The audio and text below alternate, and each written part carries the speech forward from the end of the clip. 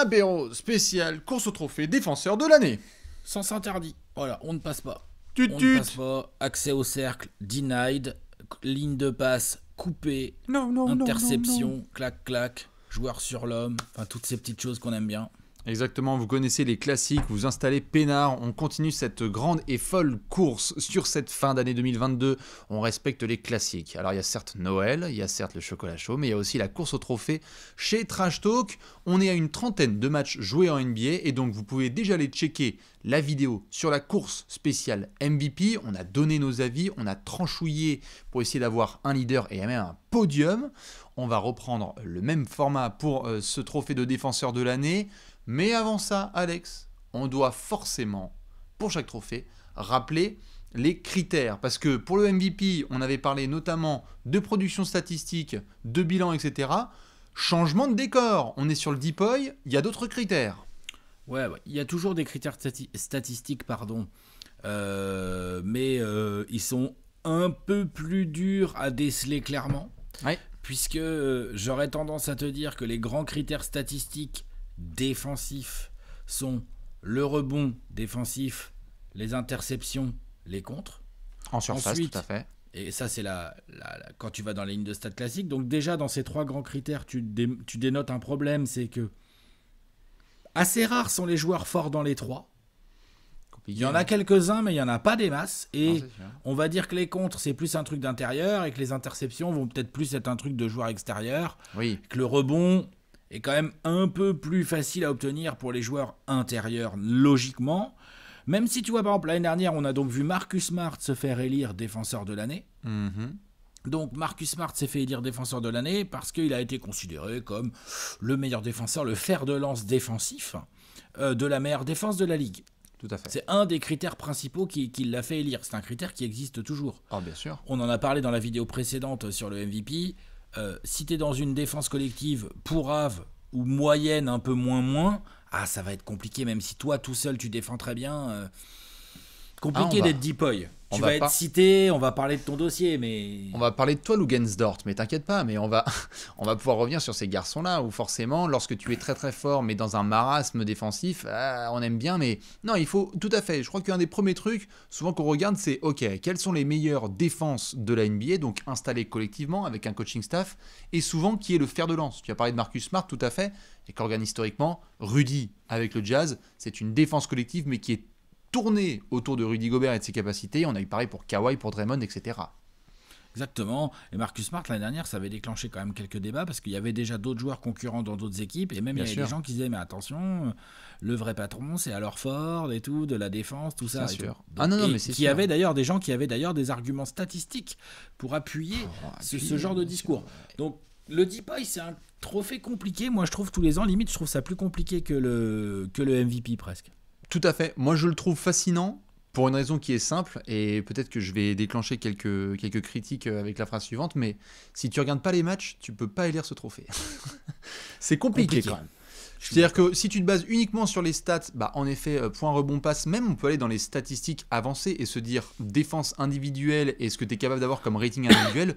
Le problème, c'est que ton rating individuel, il est aussi impacté non seulement par les joueurs qu'il y avait en face, mais les défenseurs que tu avais autour de toi. Donc forcément, c'est un petit peu biaisé. Moi, ce que je trouve chouette, c'est que quand tu regardes les matchs, tu vois que ce mec était là sur le terrain et que pendant cette séquence-là de quelques minutes, c'était un enfer pour l'équipe adverse de scorer, alors qu'il a peut-être pas pris le rebond. Mais il a tellement bien coupé ligne de passe, annoncé les systèmes adverses et mis les autres, notamment son attaquant adverse, dans une zone d'inconfort, que forcément ça a un impact dans son dossier. Ah, c'est sûr que c'est plus difficile. Statistiquement, on a moins d'armes. Donc, si tu vois pas les matchs, tu peux pas voir toutes les bonnes aides que va faire un joueur, comment il va bien switcher derrière les écrans, comment il va bien penser à venir close out à l'opposé et tout. Enfin, tout un tas de choses qui ne rentreront jamais dans des stats en fait. Oui, Donc, ça c'est sûr et certain qu'il y a des joueurs défensifs absolument incroyables qui d'ailleurs dans leur carrière seront peut-être jamais récompensés. Salut Scottie Pippen. Parce qu'aussi, finalement, leur rapport parfois se voit énormément, mais en fait n'est pas si facile que c'est pas si transparent que ça dans les stats. T'as d'autres joueurs en ce moment. Ouais, dans la ligue, t'as d'autres joueurs. Ah, Tim Duncan, c'est une catastrophe qu'il l'ait jamais eu, mais qu'est-ce que tu veux que je te dise? Mais dans la ligue actuelle, t'as des joueurs, genre, je sais pas, genre, euh, Oji Anunoby, t'as parlé de Lugensdorf tout à l'heure, on pourrait citer Michael Bridges, ou on pourrait citer... Oh, mais même les Jarrett Allen, les Van Mobley, il y a des garçons comme ça, attention, c'est compliqué. Ouais, et Pas obligé encore, d'être que extérieur. Hein. ils ont des stats, justement, les intérieurs sont un peu plus aidés. C'est d'ailleurs pour ça que historiquement, tu as quand même plus d'intérieurs que d'extérieurs qui ont le trophée. Bien Pourtant, sûr. les extérieurs, ils défendent aussi. Hein. C'est juste qu'ils sont un peu plus aidés sur les statistiques et aussi sur le fait qu'on voit leur défense. Exactement. Il y a, Beaucoup plus. à la différence peut-être du MVP dont on avait parlé, il y avait un critère que je soulignais où tu me disais « Ah, je suis pas trop d'accord ». Sur celui du Defensive Player of the Year, j'ai hâte d'avoir ton avis parce que peut-être encore plus là, les mixtapes défensifs de certains sur un adversaire direct qui est très très fort, là ça reste très souvent dans les têtes. On a souvent des joueurs type superstar qui finissent verrouillés et menottés par d'autres et là on dit « Oh, oh la belle feuille dont on va se souvenir pour la course au défenseur de l'année quand même ». Tout à fait, tout à fait, tout à fait. Ça, c'est important d'essayer de regarder un peu face à certains gros joueurs. Qu'est-ce que le joueur en question qu'on voudrait élire défenseur de l'année a fait. Après, il y a aussi parfois des trompe-l'œil. C'est là où j'en reviens à ce que tu as dit tout à l'heure. Il faut regarder les matchs parce que des fois, tu as des joueurs qui font... Genre, tel joueur va faire un mauvais match contre les Suns de Michael Bridges, mais en fait, si t'as vu le match, t'as vu que Michael Bridges n'était pas souvent en défense sur le gars, et qu'en fait, il y a eu beaucoup de bonnes aides, et que le gars, il a raté des tirs ouverts. Donc en fait, finalement, le mec, il a fait 5 sur 16, mais Michael Bridges, il a défendu sur lui 3 possessions, quoi. Et on va dire, Ryan, il l'a maintenu à 5 sur 16 totalement. Alors qu'en fait, c'est Michael qui sera le premier à dire les gars, moi, quand je me permets de prendre le risque d'aller faire interception, c'est parce que je sais que DeAndre Ayton, derrière, il vient faire la bonne rotation et qu'il y a des copains qui font le travail. Donc, c'est un travail collectif, quelque part même pour le MVP aussi. Hein. Souvent, on récompense un joueur qui a fait partie d'un très très bon collectif et qui a su sortir du lot. Mais donc, on va avoir un mélange de ce qu'on a vu, statistiques, de piliers d'équipes qui sont très bien classés défensivement. Donc, quelque part, Alex, je me permets de montrer un petit tableau. Au moment où on parle, tiens, je vais peut-être essayer de zoomer, tiens, ça va peut-être être utile notamment pour cette vidéo, si je fais pas le con. Le defensive rating, notamment des 30 équipes de NBA avec le classement, et donc je vais tout en bas, parce que si vous faites partie des équipes qui sont dans les 10 du bas, là, ça va être quand même compliqué. Hein. Franchement, il faut être dans les 15 premières. Hein. Eh oui, et justement, je remontre les 15 premières, parce qu'elles sont là, les 13 premières équipes. Ils sont pas dans les 15 premières ? Comment ? Ils sont où les Raptors ? Ah, les Raptors, attention, hein, ça a chuté 14. 14e. Eh oui, ça s'est fait un peu avoir ces derniers temps. Et puis ça évolue très très rapidement. Hein. Il y a des équipes qui n'étaient pas très très bonnes. Tu peux demander notamment aux poteaux de Memphis ce qui se passe depuis qu'ils ont récupéré Jaren Jackson Jr., dont on parlera peut-être. Ça a forcément un impact. Tu avais d'autres critères en tête ou pas ? Non, c'est bien. On va pouvoir démarrer dans le vif du sujet. Dites-nous évidemment, vous, qui sont vos joueurs préférés dans la course au défenseur de l'année, de ce que vous avez pu voir, de qui s'est fait vraiment top. On va faire comme la vidéo du MVP, on déploie quelques petits dossiers, on se fait un petit ping-pong et ensuite on a notre podium. Ouais, ça me paraît bien. Alex, je te lance sur le dance floor. De quel défenseur tu as envie de parler ?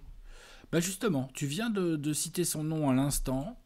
Je veux bien avoir ton ressenti et ton avis sur le dossier de Jaren Jackson Jr. Eh bien, sur effectivement, ouais. Pardon. Non, mais c'est parce que tu me posais la question. Donc... ouais, mais mais je te mets l'intro. Qui a 10-12 matchs seulement de jouer. J'étais en train de checker la stat là. Ouais. 12 matchs. Donc c'est pas beaucoup. Pas assez. Échantillon faiblard. Par contre, là pour le coup, oui, ça se voit. Et ça se voit un peu dans les stats parce que tout de suite, l'autre, il revient. Là évidemment. Il a des moyennes de points, pas de points, mais de contre ou d'interception.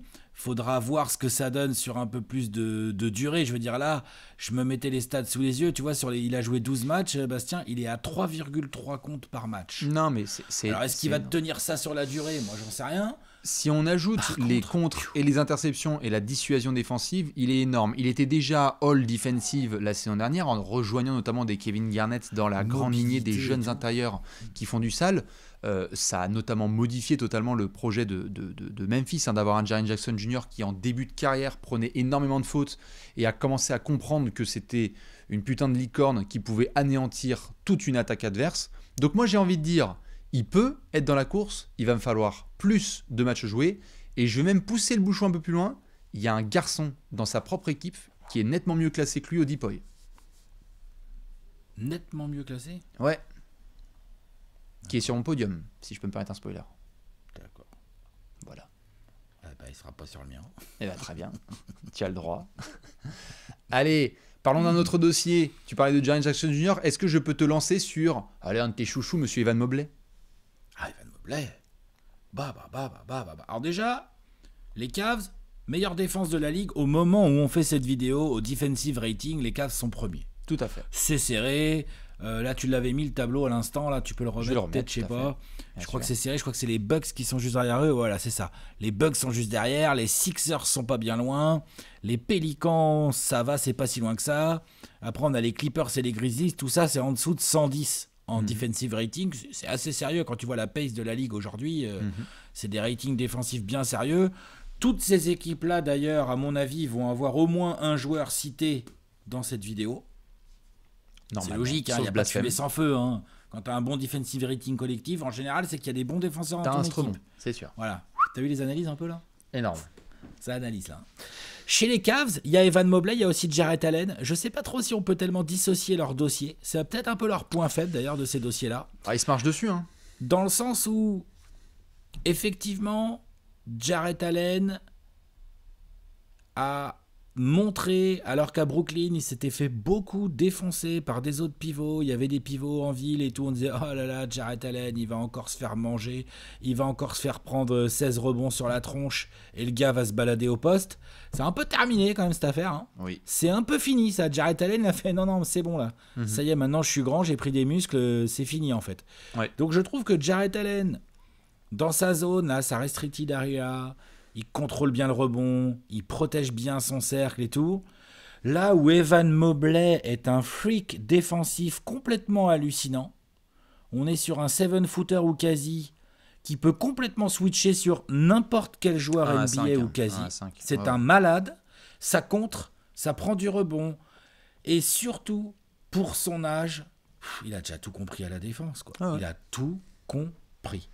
Donc, pour les dossiers Cavs, moi j'ai tendance à mettre Evan Mobley devant Jarrett Allen dans un cadre de classement de Deepoy. C'est la même chose chez moi. Je mets Evan Mobley au-dessus. C'est pas non plus un gap monstrueux, mais Evan Mobley est devant. C'est vraiment l'emblème défensif. Il est terrifiant. Et je l'ai trouvé encore plus vocal. La dernière, c'était saison rookie, donc c'est un peu compliqué de s'imposer. Mais j'ai vu quelques séquences aussi où, en fait, ça y est, il y a un petit peu plus de poil au menton. On bombe un peu plus le torse. Donc forcément, il y a des ajustements.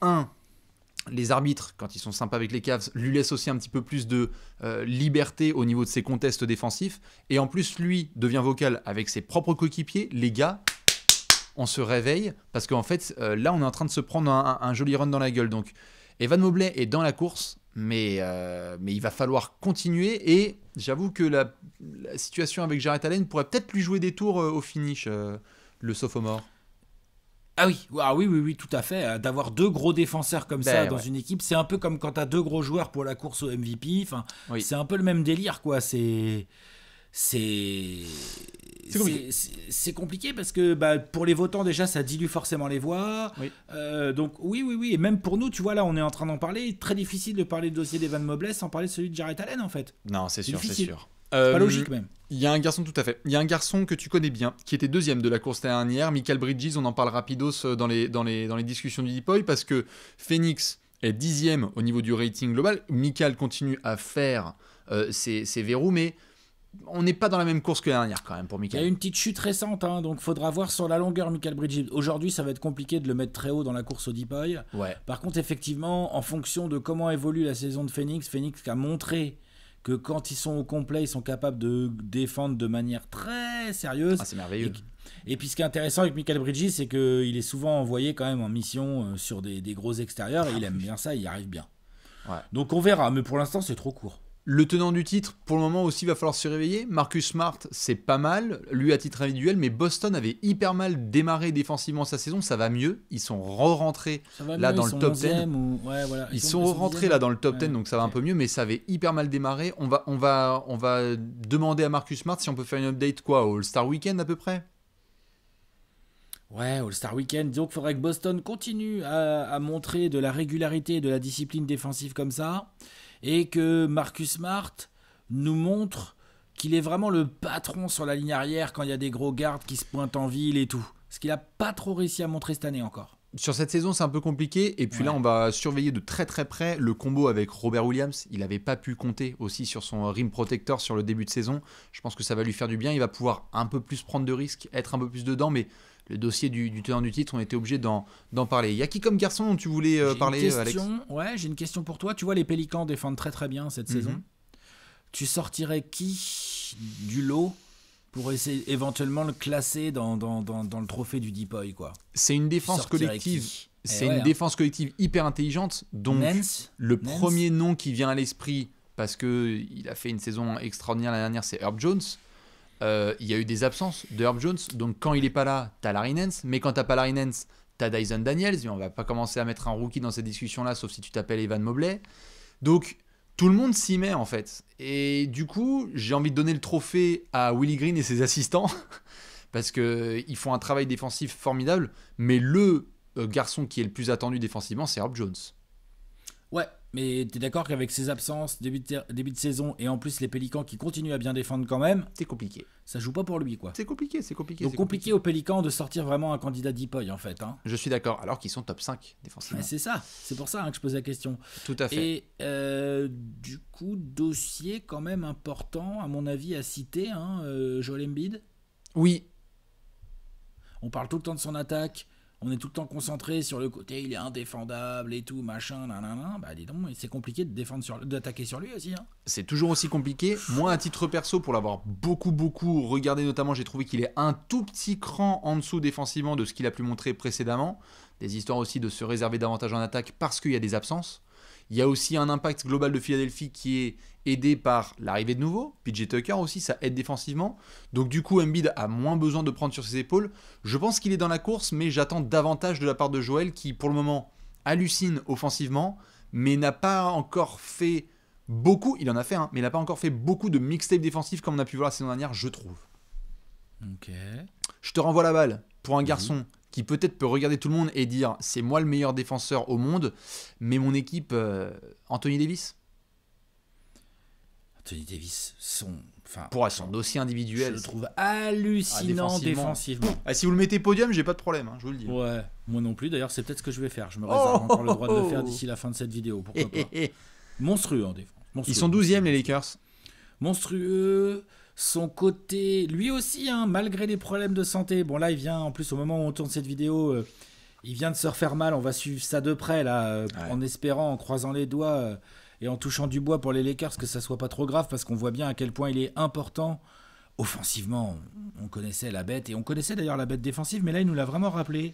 Il y a un côté Anthony Davis, il y a un côté, en plus là avec les années, il devient vraiment patron.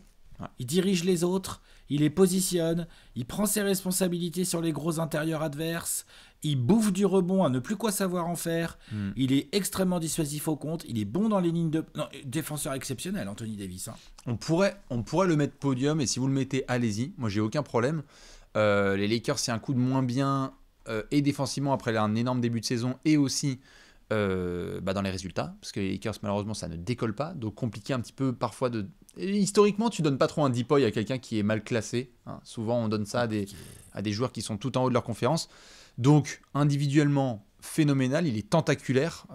Excellente utilisation de la part de Darvin Ham et de son staff. Vraiment, l'arrivée de Darvin Ham à avoir un petit peu mis du plomb dans la tête de Eddie et dire « Oh, je sais que t'aimes pas être pivot, mais en fait, quand tu joues quand tu joues cette position, on n'a pas envie de mettre LeBron ou Thomas Bryant. On a envie que tu sois pivot. Et en fait, quand tu l'es, et que tu lèves tes bras et que tu utilises tellement bien ta verticalité. Enfin, je veux dire, Anthony Davis, il peut dire « Asseyez-vous tous, je vais vous montrer comment être vertical à l'arceau. » Et quand il fait des mi-temps comme ça... Il y a un joueur qui peut éventuellement dire « Ok, moi aussi je sais faire ». On n'a pas encore dit son nom dans cette vidéo. Il est grec.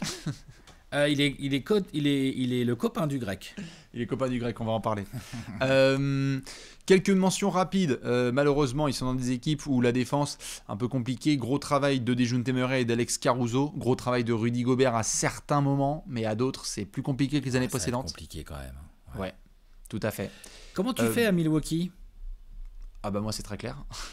Non mais, je veux dire... T'as quand même 2 dossiers incroyables à Milwaukee, là. Ouais, j'en ai surtout un incroyable et un dans ses standards. Ah ouais. C'est standard. Il y en a Attends, un qui dépasse ses standards. Incroyable. Ouais, voilà, merci.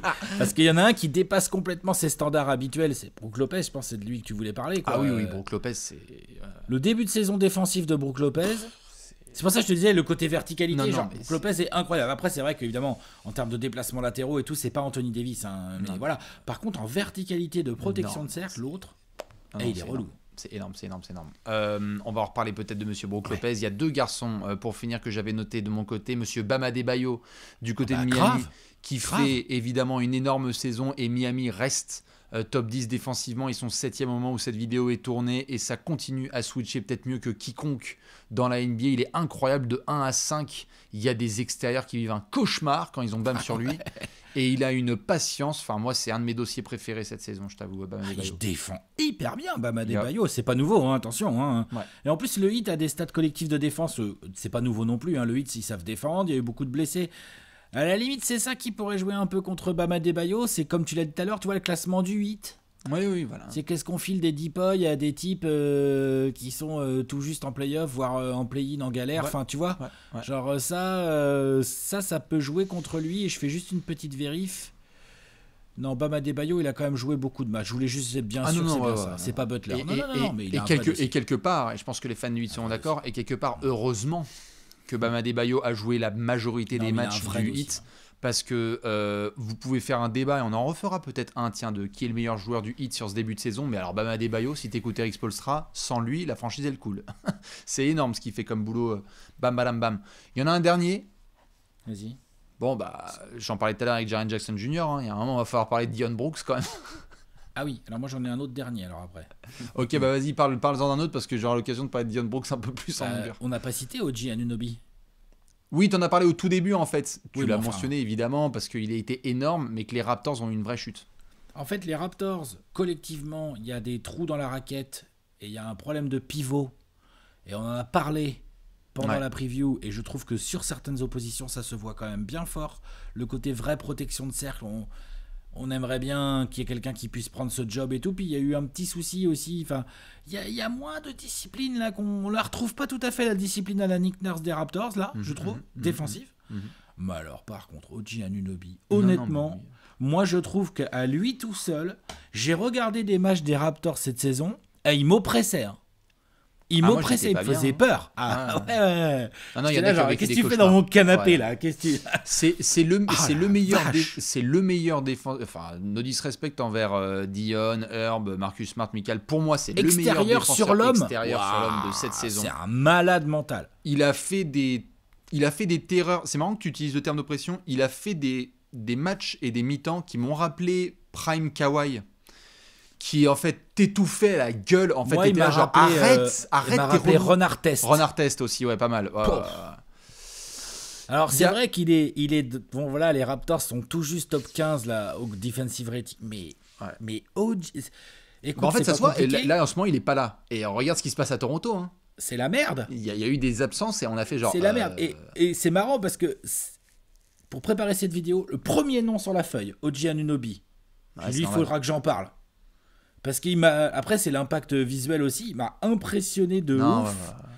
Visuellement, je me suis mis à la place de l'attaquant. Je suis putain, c'est quand même. Non, c'est relou. En plus, on oublie. Marcus Smart est un mec costaud, massif, beaucoup plus petit qu'OG Anunoby. Ouais. Michael Bridges, qui va être un peu l'équivalent d'OG Anunoby en termes de longueur, de taille, de longueur de bras et tout, beaucoup moins massif.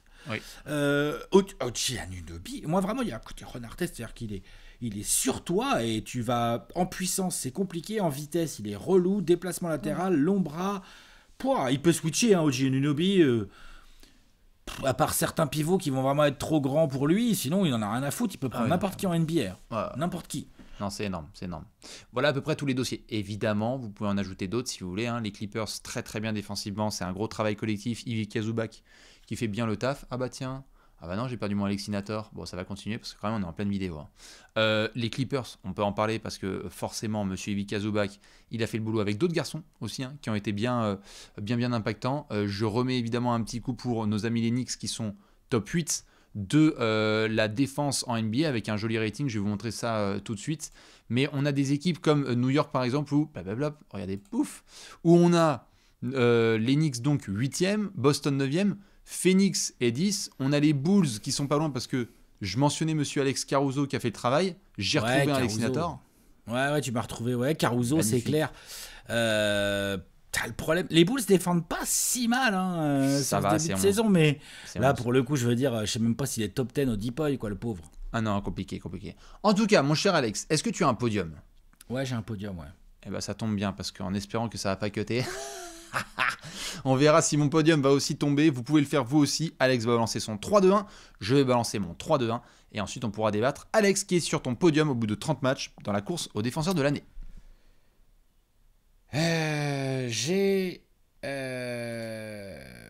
Ça a été extrêmement compliqué. Ah, J'ai tu mis galères, OG hein. Anunoby en 3. Ok. Obligatoire de le mettre sur le podium. Tant Ouais. pis, c'est vrai que les Raptors, c'est compliqué et tout. J'ai mis OG Anunoby donc en 3. Ouais. J'ai mis Evan Mobley en 2. Ok. Et j'ai mis Giannis Antetokounmpo en 1. Donc je sais que les gens vont crier Waouh. Quoi, t'as pas mis Brook Lopez et tout, nanana et tout. Oui, Brook Lopez il est là, il est quatrième, il est troisième ex aequo avec OG. En fait, ça me faisait un peu mal de mettre 2 Bucks quand même dans mon top 3. Normal. Mais je veux dire, on prend trop pour acquis la défense de Giannis Antetokounmpo. C'est vrai que là, Brook Lopez, il y a des contres à plus quoi savoir en faire et il est très impressionnant en rim protection. Mais moi, à chaque fois que je vois jouer les Bucks, je fais putain, ça va quand même être relou parce que lui aussi, bah voilà, on a dit que Evan Mobley ou OG Anunoby pouvaient switcher sur toute la NBA, donc c'est Giannis Antetokounmpo qui peut le plus switcher sur toute la NBA. C'est lui, vraiment. Parce que vraiment, les pivots lui font pas peur et les meneurs vont pas plus vite que lui. Enfin, c'est un truc de fou furieux. Je trouve Donc, qu'il y a lui et athlétiquement- Bam qui domine la discussion. Bam aussi, Bam. Bam est très impressionnant. Bam est peut-être un tout petit peu moins... je sais pas, Yanis, il a vraiment un côté liane. C'est un peu moins un intérieur à la base que Bam. Tu vois ce que je veux dire? C'est un peu plus un mec qui vient de l'aile, quoi. Yanis, bien sûr. ça se voit, quoi. Donc il a un peu plus un côté liane que Bam Adebayo, mais qui peut tout à fait switcher aussi, complètement moderne à ce niveau-là. Yanis bouge des trous, c'est même plus des trous qui bougent, c'est des précipices, quoi. Il bouge des trous en 2 pas et tout. Il fait des close-out, et puis surtout, ce qui est exceptionnel chez Giannis Antetokounmpo, c'est son leadership défensif. C'est-à-dire que les Cavs ont le meilleur rating défensif de la ligue là sur cette régulière et tout, et je trouve que c'est vraiment exceptionnel ce qu'ils arrivent à proposer avec une raquette jeune et tout.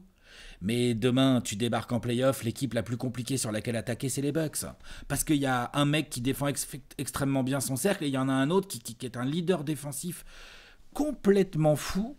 Il a déjà eu une fois le Deepoy, donc ça peut jouer contre lui, mais moi pour l'instant je le fous en 1 de la course. Giannis Antetokounmpo, je le Très trouve bien. beaucoup trop incroyable Donc, à tout niveau. OG Anunoby en 3, Evan Mobley en 2 et Giannis en 1. On va pouvoir Ouais, en Van débattre. Mobley, j'ai mis un Cavs. Ouais, on va en débattre dans quelques instants. Vas-y, Je vais toi, donner mets mon ton 3-2-1. petit podium, ouais. En numéro 3. Fuck. Il est dur, hein, ce trophée. Il est très très Ouais. dur, ce trophée. Allez, vas-y, crache le morceau, là. Ah, Allez. Dion Brooks. D'accord. Oh putain, Putain, d'accord. il m'a trop impressionné. Genre vraiment, il fait chier. On va en parler. C'était entre lui et Bam Adebayo. Il est fort, il est fort. C'était entre lui et Bam Adebayo. J'ai OG D'accord. Anunoby en 2. J'ai Brook Lopez en 1. D'accord. T'as pas Yanis. Donc non, il est pareil, 4, 5, 6 dans ces discussions-là. Hein. C'est vous qui voyez qui voulez mettre entre Giannis et Brook Lopez. Mais alors, donc ça tombe bien. On a OG sur notre podium, en espérant qu'il revienne vite et que ça se passe bien de nouveau pour les Raptors. Tu as vu Evan Mobley, j'ai été impacté trop par ce débat qu'on a eu avec Jarrett Allen. Parce que les Cavs sont énormes défensivement à 2, ils sont numéro 1 de la NBA au moment où on parle, avec Evan Mobley au-dessus de Jarrett Allen, mais ce sont les deux, notamment, donc je trouve que les dossiers se rentrent dedans. Et je voulais juste rendre hommage à Dion Brooks parce qu'en fait, ils vont retrouver, donc là ils ont retrouvé Jaren Jackson Jr., mais on a tendance à un tout petit peu trop mettre sur Dion Brooks cette image de mec relou, un peu vicelard. Mais si tu regardes les mecs qui ont vécu un enfer contre Memphis cette saison, et s'il y en a un qui a participé à un maximum de matchs et qui a apporté sa propre gamelle dans sa moitié de terrain, c'est Dion Brooks. Je donne rendez-vous à tout le monde pour le match de Noël parce qu'ils nous ont foutu Golden State contre Memphis. Et il est déjà en train de dire « Mais Klay Thompson, je vais lui faire sa race. » Et j'espère que Klay Thompson va faire un gros match. Il y aura pas Curry, donc ça va être spécial. Ça va être spécial, mais Chris Middleton a vécu un cauchemar récemment en se le prenant dans les pattes. Il y a un nombre d'extérieurs qui sont passés par Memphis ou qui ont affronté Memphis, qui ont vraiment vécu un calvaire.